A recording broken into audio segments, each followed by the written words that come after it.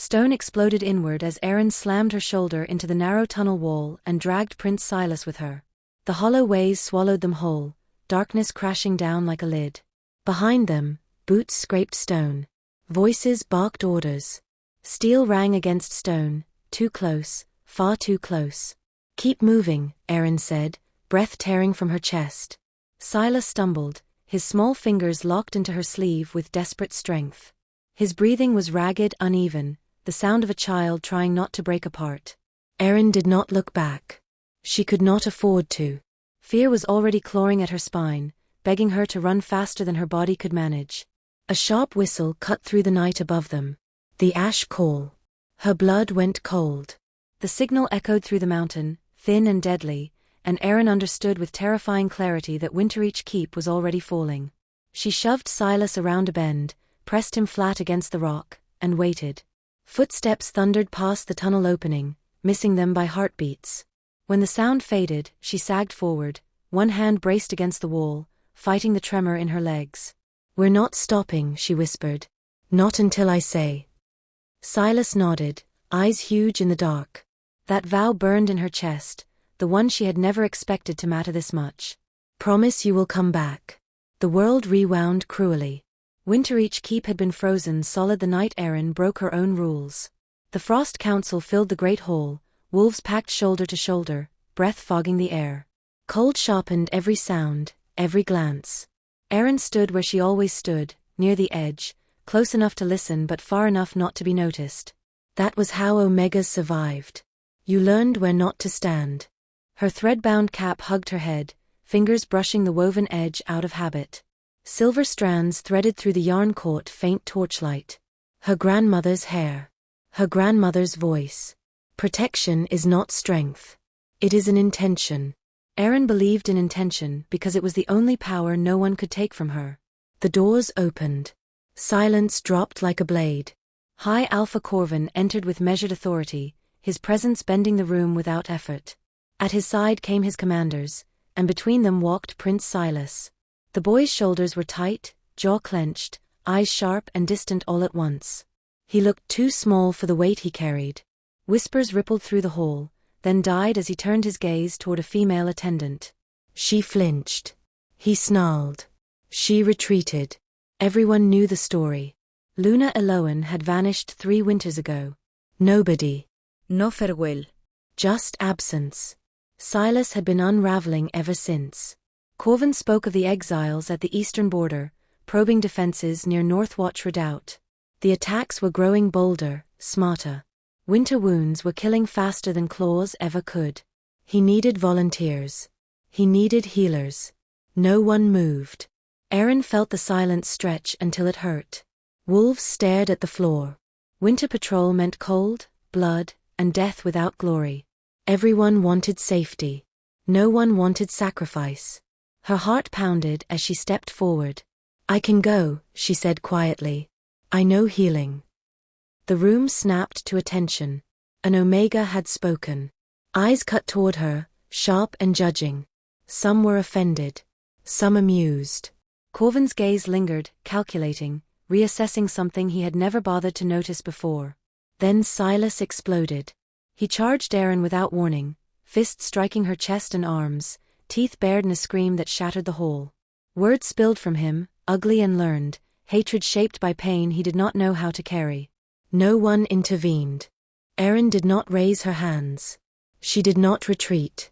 "You're angry," she said calmly, even as the blows landed. "Because someone left you." Silas froze. Confusion cracked through his fury. He stared at her, breath hitching. "You're not scared," he said. No, Aryn replied. "I see you." The hall held its breath. Silas grabbed her sleeve, fingers digging in hard enough to hurt. "Promise you'll come back," he demanded. "Don't leave me too." Aryn swallowed. "I promise." That promise followed her east. Northwatch Redoubt was colder than Winterreach Keep, stripped of warmth and patience. The warriors watched her arrive with narrowed eyes. They saw Omega first, Healer second. They expected weakness. They were wrong. Aryn worked without complaint. She cut rot from Lior's infected bite and broke his fever before it took him. She bound Bran's ribs with steady hands, ignoring his scowls. She supported Idrun through pain that would have dropped younger wolves. She did not beg for respect. She earned it. Still, she stayed distant. Visibility was dangerous. Warden Issen summoned her at dusk. "The exiles are not guessing," he said bluntly. "They know where we will be." He told her someone was feeding information to the Black Rift Circle. He needed eyes that would not draw attention. "You," he said. "No one watches Omegas." Fear coiled tight in her chest. She accepted. Nights became sharp with tension. Aryn watched patrol schedules shift. She followed whispered conversations. She tracked Bran despite his injuries and found the token hidden where he thought no one would look. Proof changed everything. When her duty ended, she returned to Winterreach Keep carrying truth heavy enough to fracture the pack. She reported to High Alpha Corvin. Fury burned behind his control. Silas found her that night. He pressed a carved night hound into her hand. "It kept the dreams away," he admitted. Aryn smiled, unaware that Mailer Crest watched from the shadows, already preparing the ash call. The alarm shattered the night. And Aryn ran. Aryn's lungs burned as the hollow ways narrowed and dipped, the stone pressing close like it wanted to crush them. She kept one hand locked around Prince Silas's wrist, not his fingers, because fingers could slip. A wrist was a promise. Silas stumbled once, knees buckling, and Aryn caught him before he hit the ground. "I can't," he choked. "Yes you can," she said, voice low and sharp. "Look at me. Not behind us. Me." His eyes snapped up, watery and furious with fear. Aryn tightened her grip. "Breathe in. Count 3. Out. Again." He obeyed, shaking. The air tasted like damp rock and old smoke. Somewhere above them, the high den groaned with violence. The ash coal still echoed in Aryn's head like a curse she could not scrape off. Silas swallowed hard. "He said my father was wrong. He said he would fix everything." Mailer Crest. Calm hands. Smooth voice. A trusted face near the throne. Aryn's stomach twisted with a rage, so hot it threatened to turn her reckless. "He lied to you," she said. "You trusted because you needed to. That is not a crime." Silas's jaw trembled. "It is my fault." "No," Aryn said, and there was iron in the word. "The fault belongs to the one who used a child's wound like a lever." A sharp sound snapped behind them. Aryn went still, every muscle tight. Footsteps. Not far. Moving carefully. She killed the torch with a pinch of her fingers and pulled Silas into a shallow alcove carved into the tunnel wall. She pressed him flat against the stone and covered his mouth, not to silence him but to make him feel her steady palm, the proof that she was there. Boots scraped past, slow. A breath. A muttered phrase. Then silence again. Aryn waited until her heartbeat stopped screaming. When she finally opened her hand, Silas exhaled into her palm like a broken sob. "You're shaking," he whispered. "So are you," she replied. "We keep moving anyway." She relit the torch. The flame was small but stubborn. The hollow ways opened into a broader passage, and the air changed, cooler, wetter. Aryn recognized the shift. They were close to the Starroot Vault. She had only heard about it in whispers, the hidden refuge meant for Aluna and those she trusted. No Omega should ever have known the path. Yet her grandmother had once traced it for her on the kitchen table, as if she expected Aryn to need it. "Because someone always needs a way out," her grandmother had said. Aryn pushed forward until stone gave way to a cavern shaped like an old mouth, wide and dark. The torchlight revealed faint carvings, symbols half worn away, and the glimmer of water farther inside. Silas hesitated at the threshold. "What if he finds us?" Aryn swallowed. "Then I will still be between you and him." They stepped inside. The Starroot Vault smelled of wet earth and hidden minerals. It was not beautiful in any soft way. It was ancient, functional, and made for survival. Aryn's eyes adjusted quickly, scanning corners, listening for movement. A low groan came from the far side. Aryn moved toward it instantly. A guard lay sprawled near the rock wall, one hand pressed to his side. Blood spread beneath him in a dark, slow pool. "Aryn," he rasped, recognizing her with shock. "The prince." "We're here," Aryn said, dropping to her knees. Do not talk. Save your breath. Silas hovered close, eyes locked on the blood. Aryn tore a strip of cloth from her own sleeve and pressed it against the wound. The guard hissed and tried to push her away. Stop, she snapped. If you fight me, you die. He froze. Aryn's hands moved fast. Pressure. Wrap. Tighten. She forced her mind into the rhythm of healing because the moment she stopped moving, fear would swallow her whole.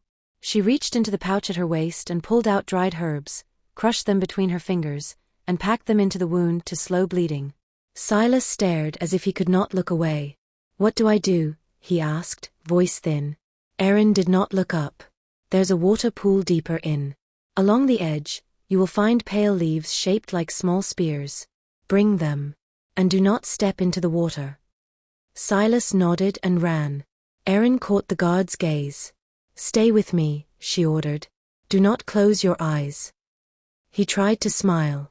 An Omega giving commands. An Omega keeping you alive, Aryn replied, and tightened the wrap until he grunted.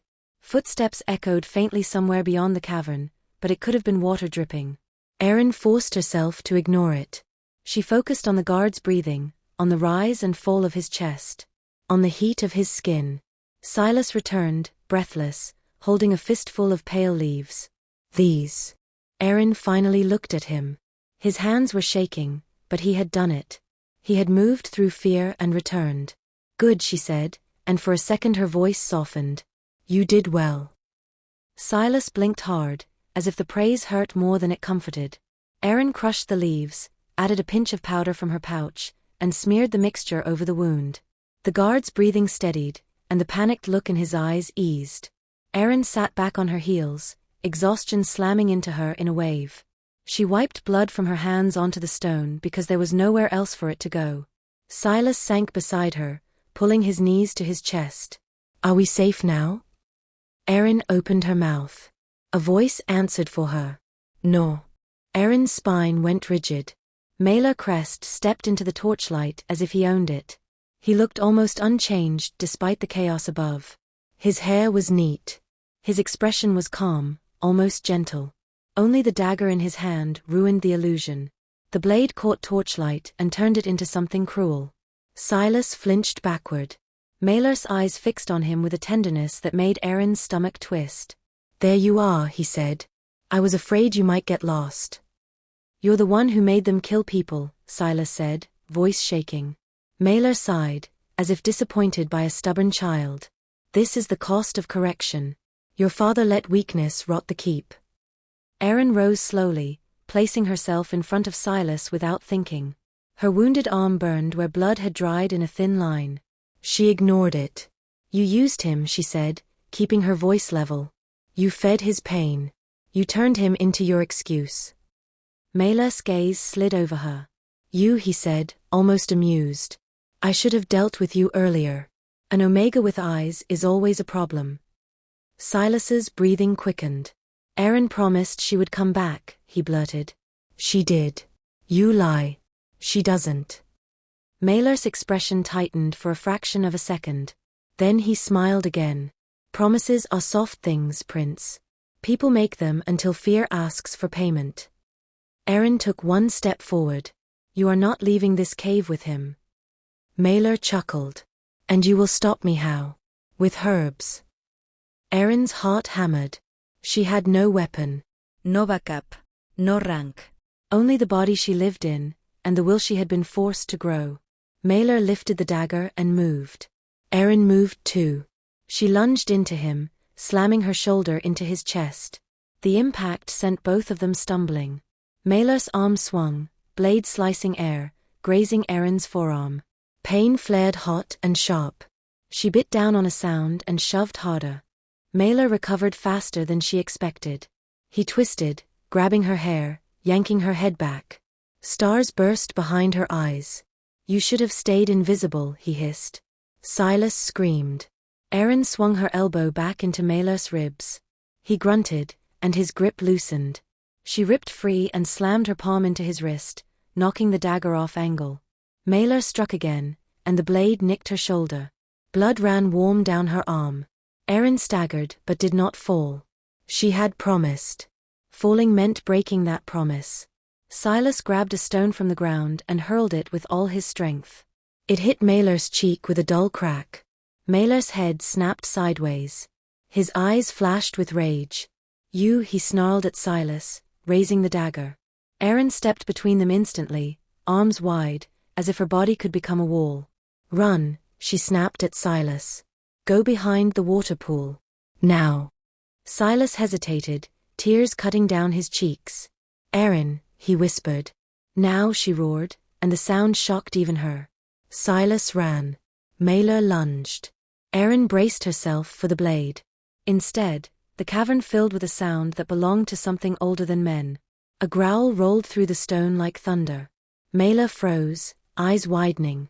Then High Alpha Corvin crashed into the torchlight in full wolf form, massive and furious, fur dark with blood, eyes burning like winter fire. Maelor lifted the dagger. Corvin hit him before the blade could fall. It was not a fight. It was an ending.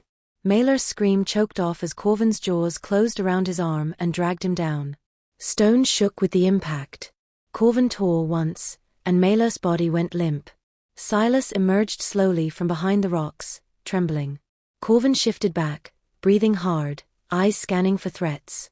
When his gaze found Silas, something broke in it. Relief and rage tangled together. "My son," he rasped. Silas ran to him and collapsed into his arms. Aryn's knees gave out. She slid down the wall, shaking now that it was over, blood soaking her sleeve. Her throat tightened until it hurt. She had not let herself cry during the running, the hiding, the fighting. Now the tears came anyway, silent and uncontrollable. Corvin looked at her, and for the first time, his gaze held something beyond calculation. Respect. Gratitude. A kind of stunned recognition. "You kept him alive," he said. Aryn tried to answer, but her voice broke. She only nodded. Above them, the sounds of battle softened, then faded. The coup had lost its heart. Without Maelor, the Blackrift Circle's grip on the keep weakened. Wolves loyal to Corvin rallied. Corridors were reclaimed. Survivors regrouped. Dawn came pale and cold, and Winterreach Keep still stood. 3 months later, the scars remained. The keep stone had been repaired, but trust was slower to rebuild. Wolves spoke quietly now, watching each other with new caution. Names of traitors were not shouted. They were whispered, because Betrayal had lived too close to the throne. Warden Issen returned from Northwatch as a promoted commander, recognized for loyalty and sharp sight. The border was reinforced, patrols doubled, and the Blackrift Circle's raids became desperate rather than coordinated. Aryn's life changed in ways she had never allowed herself to imagine. Wolves stepped aside when she passed. Not out of fear. Out of acknowledgement. She worked in a larger healing space now, stocked with herbs and clean cloth, with helpers who listened when she spoke. She did not have to beg for supplies. She did not have to swallow insults. But the greatest change was not the title of healer. It was Silas. Each morning, he trained in the courtyard under Corvin's watch, small body moving through drills, falling, rising, trying again. His temper still flared, but it no longer controlled him. He had learned that rage could be shaped. One evening, after a hard day, Silas found Aryn sitting alone near the steps where the wind cut colder. He sat beside her without speaking and leaned his shoulder into her arm. Aryn did not move away. After a long silence, Silas whispered, "You didn't leave." Aryn looked at him, at the boy who had once struck her in a hole full of wolves and begged for a promise with shaking hands. "I came back," she said. "I will keep coming back." Silas swallowed. His voice came out so small it barely existed. "Mom." The word hung between them like a fragile spark. Silas's face tightened, as if he regretted it instantly, as if he feared she would recoil. Aryn's chest ached. She reached for his hand and held it the way she had held his wrist in the tunnels, steady and sure. "I'm here," she said. And for the first time, Silas believed it.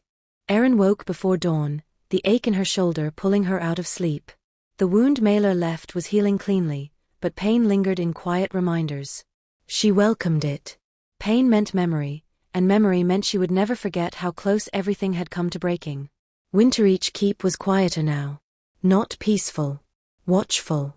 She rose, wrapped her thread-bound cap around her head, and moved through the corridors while most wolves still slept. Habit had not left her yet. Omegas learned to move early and unnoticed, even when the world changed. She found Silas in the training yard.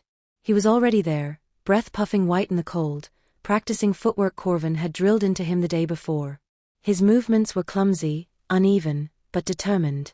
He fell, pushed himself up, fell again. Aryn did not interrupt. Corvin stood nearby, arms crossed, saying nothing. He noticed Aryn and inclined his head once, a gesture small but deliberate. She returned it. Silas spotted her and nearly tripped as he straightened. "I didn't quit," he said quickly, as if that mattered more than anything else. "I can see that," Aryn replied.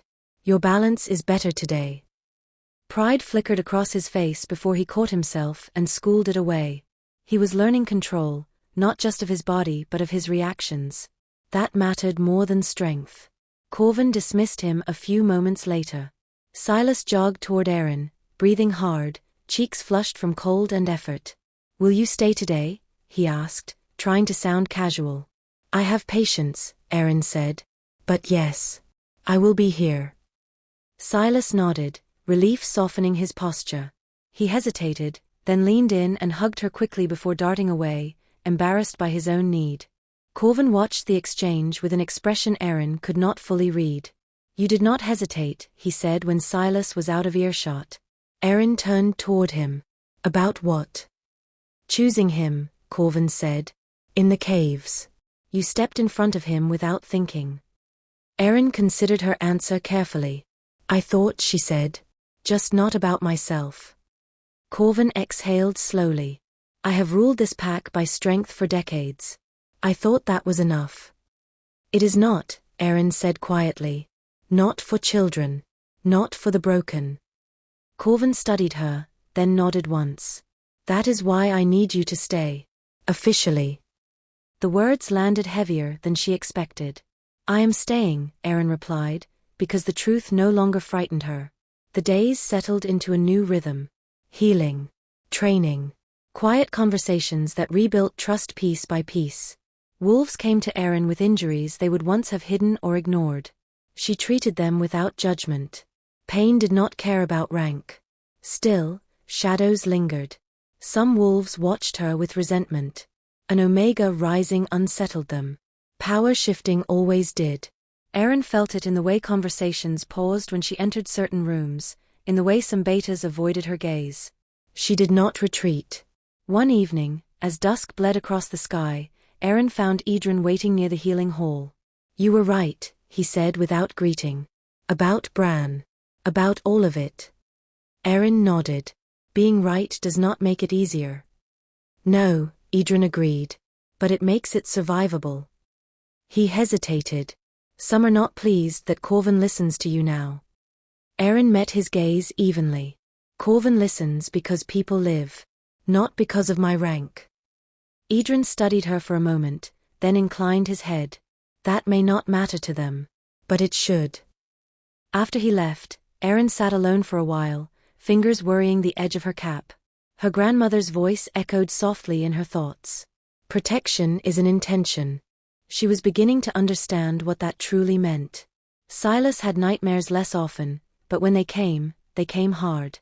One night, he woke screaming, the sound tearing through the keep like a wound reopening. Aryn was at his door before a guard could reach it. She sat with him on the floor, back against the bed, while he shook and gasped. He clung to her sleeve as if she might vanish if he loosened his grip. "He was smiling," Silas whispered. "He kept saying I belonged to him." Aryn wrapped an arm around his shoulders and held him firmly. "You belong to yourself," she said. "No one else decides that." Silas pressed his face into her side. "What if I turn into him?" "You won't," Aryn said without hesitation.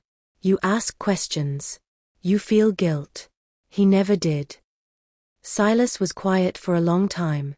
Then he asked, "What if you leave someday?" Aryn felt the old fear stir, the same fear that had once kept her small. She faced it now instead of shrinking from it. "If I ever leave," she said carefully, "it will be with you knowing why. And I will not disappear." Silas nodded, absorbing that promise in a way deeper than words. Weeks passed. Winter loosened its grip, slow and reluctant. Snow melted into slush, and the air softened. Life did not become easy, but it became possible. One afternoon, a messenger arrived from Northwatch with news of a skirmish turned ambush. Aryn listened as Corvin and Isin discussed tactics, their voices calm but tense. Old instincts whispered that she should step back, remain quiet. She did not. "The exiles are baiting you," she said when they paused. "They want you to overextend." Isin turned toward her immediately. Corvin followed. "Explain," Corvin said. Aryn pointed to the map. "Here. And here." They retreat just far enough to tempt pursuit. Then they disappear. They are testing response times, not strength. Silence followed. Then Corvin nodded. "We adjust." Isin's mouth curved slightly. "Good catch." Aryn felt the shift again. Not dramatic. Not loud. But permanent. She was no longer invisible. That night, she stood on the wall overlooking Winterreach Keep, watching torches flicker below. The wind tugged at her cloak, cool and sharp.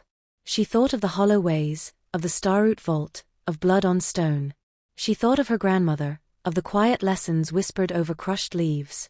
Silas joined her, wrapped in a heavy cloak far too big for him. He leaned against the wall beside her, mimicking her stance. "I like it here," he said. "So do I," Aryn replied. Silas was quiet, then asked, "Do you think my mother would hate me?" Aryn's breath caught. "No," she said after a moment. "I think she would regret leaving. Those are not the same thing." Silas nodded slowly. "I think so too." He reached into his pocket and pulled out something small and shining. The frost silver clasp. "I want you to have this," he said. "So you remember you promised." Aryn took it carefully. "I remember without it." "I know," Silas said. "But I want you to wear it." Aryn closed her fingers around the clasp. The metal was cool, solid, real. "I will," she said. Silas smiled, tentative but hopeful, and leaned against her shoulder. Below them, Winterreach Keep breathed, wounded but standing. Aryn stayed where she was, watching the night, aware that safety was never permanent, but neither was fear. And for the first time in her life, she did not feel small when she imagined tomorrow. The first time Aryn wore the frost silver clasp out in the open, she felt every eye on her. Not because the metal was rare. Not because it shone. Because it declared something, the pack was still learning to accept. That an Omega could be chosen. She kept her chin level as she crossed the courtyard, cloak pulled tight, thread-bound cap snug against the morning wind. Wolves paused in their conversations. Some dipped their heads. Others stared too long, as if trying to decide whether this new reality would hold. Silas ran across the stones toward her, a blur of energy and determination. He had been training hard, pushing himself until his muscles shook, until his temper broke and rebuilt into something steadier. Today, he looked proud of himself, proud enough to forget he was supposed to act like a prince. He skidded to a stop in front of her. "I didn't lose control yesterday," he said quickly, words tumbling out. Aryn's expression softened. "I heard." Silas's eyes darted to the clasp at her throat. Relief flashed across his face. He reached for her hand, gripped it, then stopped himself as if he remembered there were rules about touching. Aryn squeezed his fingers anyway. Across the yard, High Alpha Corvin watched them. He turned away before anyone could read his face, but Aryn saw the tightness in his shoulders ease, just slightly. That was enough. The day should have been quiet. Healing work, training, repairs, the slow labor of rebuilding. But peace was never guaranteed in Winterreach Keep. Not anymore. A messenger arrived before midday, breathless and shaking. "Northwatch Redoubt," he said. "They found another token." Aryn felt the cold settle into her bones.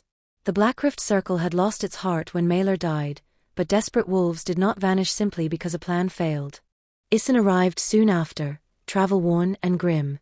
He met with Corvin in the war room, maps spread across the table, torchlight flickering over ink and claw marks. Aryn stood near the wall at first, old habit tugging her backward. Then Corvin looked at her. "Speak if you see something," he said. The permission landed like a weapon placed in her hand. Isyn pointed to a ridge line beyond the eastern border. They are moving in smaller groups, he said. No longer striking walls. Instead, they are targeting supply routes. They want to starve us. Corvin's jaw tightened. They will not. Aryn studied the map, tracing routes with her eyes, noticing patterns that felt too familiar. They are pulling attention east, she said. Isyn glanced at her. Yes. Aryn's throat tightened. Because they want something here. Silence spread through the room. Corvin's gaze sharpened. What? Aryn forced the words out. Prince Silas. Isyn's expression darkened immediately. We have signs of scouts near the keep. I did not want to alarm you without confirmation. Corvin's hands clenched into fists. The room seemed to shrink around his fury. For a moment, Aryn felt the weight of the same fear she had carried in the hollow ways. The fear of being hunted. Corvin's voice came out controlled, deadly. Double the guards. No one approaches my son. Isyn nodded. We should also make the prince unpredictable. Change routines. Move him without pattern. Corvin's eyes flicked to Aryn again. He listens to you. Aryn's heart kicked hard. Then I will stay near him. That afternoon, Silas argued when Aryn insisted he train inside instead of in the open yard. I'm not weak, he snapped, temper flashing. Aryn crouched to meet his eye level. This is not about your strength, she said. It is about their desperation. Silas's jaw trembled. I hate them. I know, Aryn said. But hate will not keep you alive. Decisions will. Silas's eyes shone. He looked away, swallowing hard. You promised. Aryn touched the clasp at her throat. And I am here. The attempt came at dusk. It began as a shout near the outer gate. Then another. Then the sharp crack of steel striking stone. Aryn's body moved before her mind fully caught up. She grabbed Silas by the wrist and pulled him into the corridor, away from windows, away from open sight lines. Guards surged past, weapons drawn. Corvin's roar thundered through the keep, not shifted but close to it, the sound of a king refusing to lose anything else. Silas tried to twist free. I can help, he pleaded.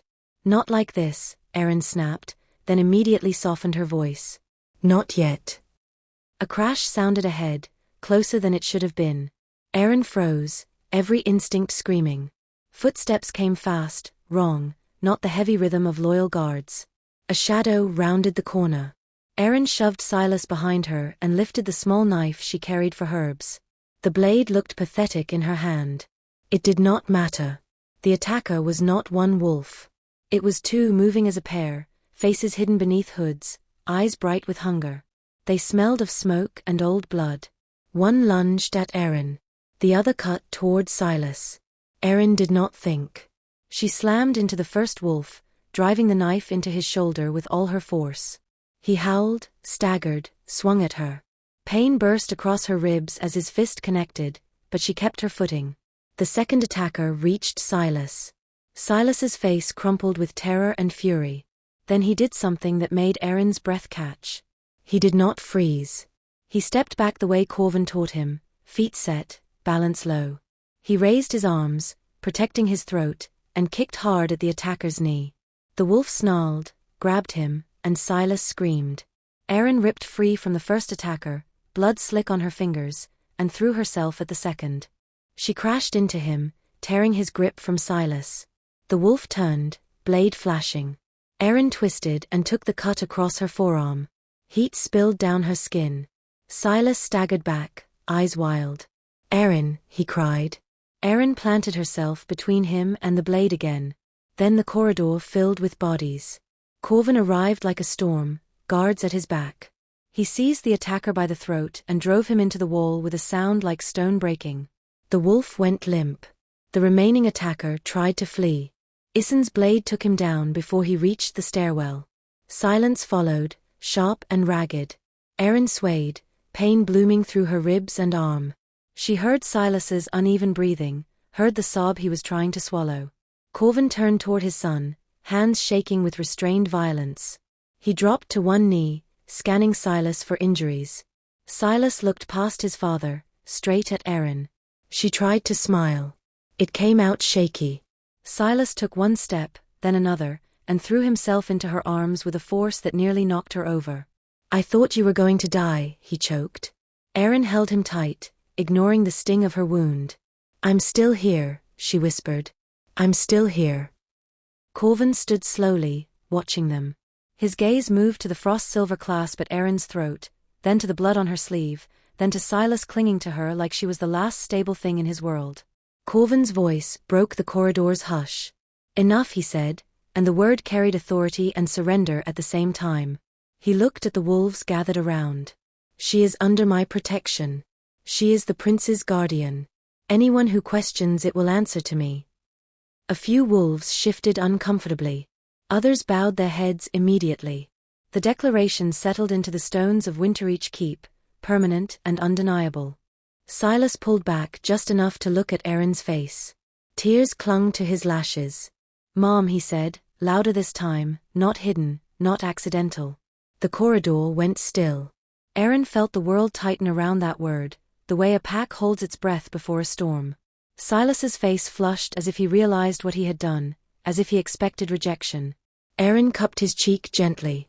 "I'm here," she said again, voice steady. "And I'm not leaving you alone in the dark." Silas's mouth trembled. Then he nodded, believing her with his whole heart.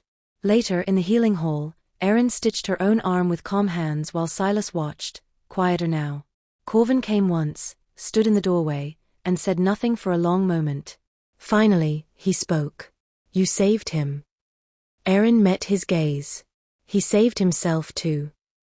Corvin's eyes softened, just slightly. "Then perhaps we can all begin again." When night fell, Aryn sat beside Silas until his breathing slowed and his nightmares did not come. She rested her fingers on the frost-silver clasp and let herself feel the strange, terrifying fullness of belonging. Some wolves were born to lead. Some were born to follow. And some, like Aryn, were born to heal what leadership and strength alone could never mend. If you stayed until the end, subscribe for more stories like this one. Comment below and tell us the moment that hit you the hardest. And if you want this story to reach someone who needs hope and healing tonight, like the video and share it with them.